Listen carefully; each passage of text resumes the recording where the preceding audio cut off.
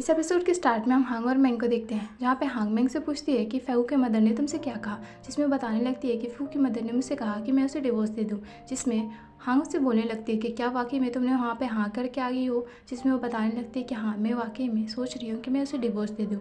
अब इसमें हांग उससे पूछने लगती है कि फू का क्या होगा।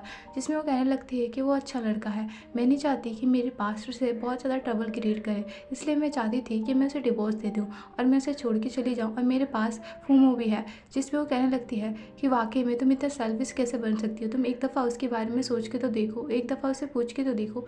लेकिन वो कहने लगती है कि नहीं, मुझे उसे कुछ भी नहीं पूछना, मैंने डिसाइड कर लिया कि मुझे क्या करना है।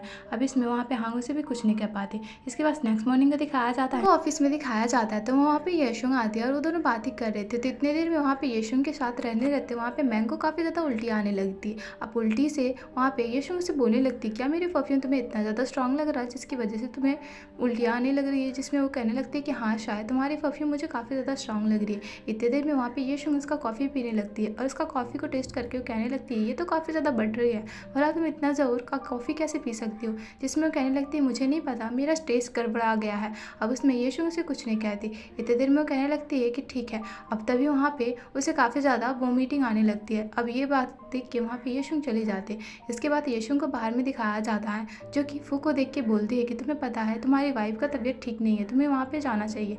वहाँ पे वो कहने लगता है कि आखिर उसे हुआ क्या है। जिसमें वो कहने लगती पता नहीं, उसे बहुत ज़्यादा अजीब सा फीलिंग आ रहा है। अब ये बात से वहाँ से चली जाता है। इसके बाद येशुंग वहाँ से जा ही रही थी तो वहाँ पे फू का ब्रदर उसे कहने लगता है कि क्या तुम मुझे डेट करोगी। ये बात सुन के वो कहने लगती है कि तुम आखिरी इंसान भी हो गए तो मैं तुम्हें डेट नहीं करूँगी, और वहाँ से गुस्सा होकर चली जाती है। और वहाँ पे उसका ब्रदर भी कुछ नहीं कर पाता। यहाँ पे हमें मैंग को दिखाया जाता है, जो कि फाइनली घर छोड़ के जा ही रही थी। इतने दिन में वहाँ पे फू आके बोलने लगता है कि वाकई में तुमने फैसला कर लिया है कि तुम उसे छोड़ के जाओगी। जिसमें वो कहने लगती है कि हाँ, मैंने तुम्हारी मदर को प्रॉमिस किया है और मैं उनके अगेंस्ट नहीं जा सकती। अब ये बात सुन के वहाँ पे फू कहने लगता है तो फिर मेरा क्या होगा। जिसमें वो कहने लगती है कि मुझे माफ़ कर देना, तुम मुझसे बेटर लाइफ पार्टनर डिजर्व करते हो। जो बात सुन के वहाँ पे वो कहने लगता है कि तुम कुछ ज़्यादा सोच रही हो, एक दफ़ा सेल्फिश होकर देखो, हमारी खुशियाँ के बारे में सोच के देखो, तुम्हारे पास ऑलरेडी चॉइस है। अब ये बात सुन के वहाँ पे मैंग कहने लगती है कि तुम्हें पता है अगर मेरे पास चॉइस होता तो मेरा आंसर क्या होता, मैं हर दफ़ा तुम्हें ज़रूर चॉइस करती, लेकिन मेरे पास अभी चॉइस नहीं है और मुझे वही करना पड़ेगा जो हमारे नसीब में है। ये बात सुन के वहाँ पे वो कहने लगता है कि एक दफ़ा मेरे साथ लास्ट बार डिनर करो। इसके बाद उसके लिए वो खाना बना के लाता है। अब खाना देख के वहाँ पे मैंग काफ़ी ज़्यादा इमोशनल होने लगती है और उस खाना को खाती है।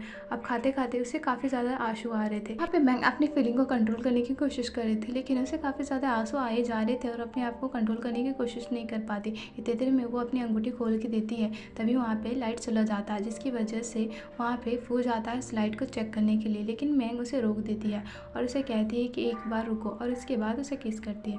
इसके बाद हमारा वहाँ से मैंग चली जाती है और उसे कहती है कि ये फाइनल गुड बाय था और मैं इसके बाद तुम्हें कभी भी नहीं मिलूँगी। अब जैसे वहाँ से चली जाती है तो वहाँ पे फू को रियलाइज़ होता है कि वो काफ़ी ज़्यादा चीज़ें खो चुका है। इसके बाद वो बचा हुआ खाना खाने लगता है और बहुत ज़्यादा रोने लगता है, लेकिन उसके पास कुछ नहीं था करने को। यहाँ पे हमें फू के मदर को दिखाया जाता है, जो कि फू का वेट कर रही थी।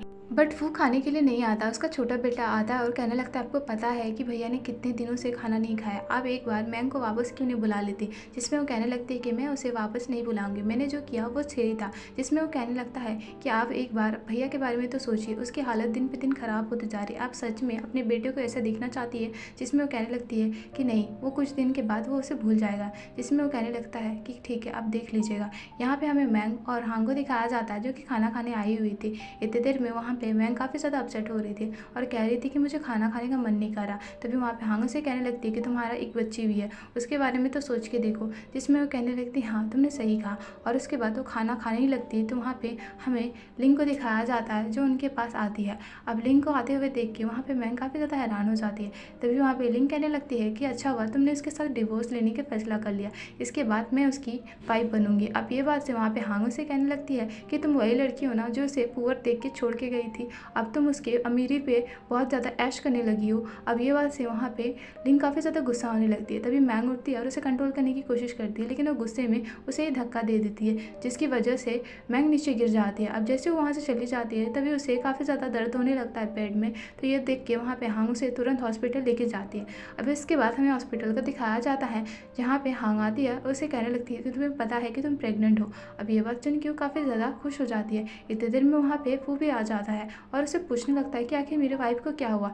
जहाँ पे हांग उसे कहने लगती है कि तुम्हारी बीवी को काफ़ी ज़्यादा सीरियस इंजरी है, जिसकी वजह से वहाँ पे फू काफ़ी ज़्यादा डरने लगता है और कहने लगता है कि चलो हमें दूसरा हॉस्पिटल जाना चाहिए। तभी वहाँ पे मैंग उसे सामने लाती है और उसे कहने लगती है कि मैं प्रेग्नेंट हूँ। अब ये बात सुन के वहाँ पे फू काफ़ी ज़्यादा खुश हो जाता है। इसके बाद वो दोनों बात करने लगते हैं और वहाँ से हांग चली जाती है, जहाँ पे मैंग उसे कहने लगती है कि अब मैं तुम्हें डिवोर्स नहीं दूंगी, जिसमें वहाँ पे फू भी काफ़ी ज़्यादा खुश हो जाता है। इसके बाद सीन शिफ्ट होता है जहाँ पे डॉक्टर आए हुए होते हैं उसका चेकअप करने के लिए और उसे कहते हैं कि तुम्हें अपने हेल्थ का अच्छा ध्यान रखना पड़ेगा क्योंकि ये प्रेग्नेंट है, क्या पता इसके साथ क्या हो जाए। ये बात सुन के वहाँ पे फू की मदर काफ़ी ज़्यादा डरने लगती है और कहने लगती है कि मैं इसका ध्यान रखूँगी। अब ये बात से वहाँ पे मैंग की मदर कहने लगती है कि नहीं, ये मेरी बेटी है, मैं इसका ध्यान रखूँगी, आपने तो इसे छोड़ के गए थे ना। जिसमें वो कहने लगती है कि नहीं, मुझे माफ़ कर दो। तभी वहाँ पे मैंग अपनी मदर को समझाने लगती है और अपनी मदर इन लोगों को माफ़ कर देती है और कहने लगती है कि मुझे लगता है मेरी वो बेटी काफ़ी ज़्यादा लकी है जिसकी वजह से मैं प्रेग्नेंट हूँ। इसके बाद हमें बाहर का सीन दिखाया जाता है जहाँ फूमू को चोट लगी हुई थी, जिसकी वजह से उसका काफ़ी ज़्यादा ब्लड लॉस हो जाता है और डॉक्टर के पास चेकअप कराने पर पता चलता है कि उसे डीएनए की ज़रूरत है और इसे ब्लड इमरजेंसी में चाहिए। लेकिन वो डीएनए बहुत रेयर में मिल रहा था जो कि फू के पास ही था। अब फू का डीएनए लेके वो लोग वापस आते हैं तो इतने देर में फू कहने लगता है कि ये डीएनए काफ़ी रेयर केस में मिला था, पता नहीं इसका डीएनए मेरे साथ मैच कैसे कर गया। अब ये बात सुन के वहाँ पे मैंग की मदर काफ़ी ज़्यादा हैरान हो जाते हैं। इसके बाद हमें घर का सीन दिखाया जाता है जहाँ पे फू और मैंग बैठे हुए थे तो वहाँ पे फू बताने लगता है कि मैं 5 साल पहले एक क्लब में गया हुआ था। जो बात सुन के वहाँ पे मैंग समझ जाती है कि 5 साल पहले जिस इंसान के साथ वो सोई थी वो कोई और नहीं, फू ही था, जिसकी वजह से वो काफ़ी ज़्यादा शर्माने लगती है। तभी इतनी देर में उसे कॉल आता है जो कि इसकी मदर का था। अब जैसे उस अपनी मदर का कॉल वो रिसीव करती है तो उसकी मदर उसे बता देती है कि तुम्हें पता है फू मो ही तुम्हारी बेटी है।